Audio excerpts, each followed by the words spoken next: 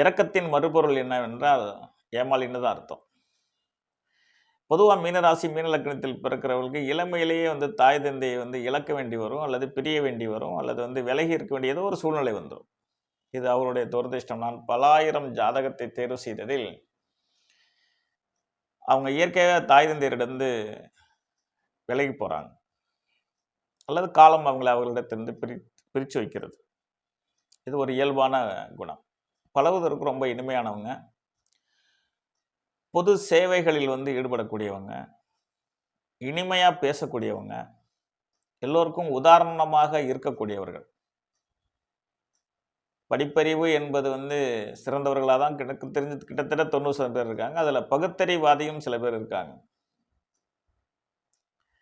அதுல உதாரணத்துக்கு நான் ஏற்கனவே சொன்ன மாதிரி எம்ஜிஆர் மீனராசி, ரேவதி நட்சத்திரம். பகுத்தறிவு தான் கூட. படிப்பறிவுங்கிறது குறைவுன்னு அவங்களுடைய வரலாறு சொல்லுது.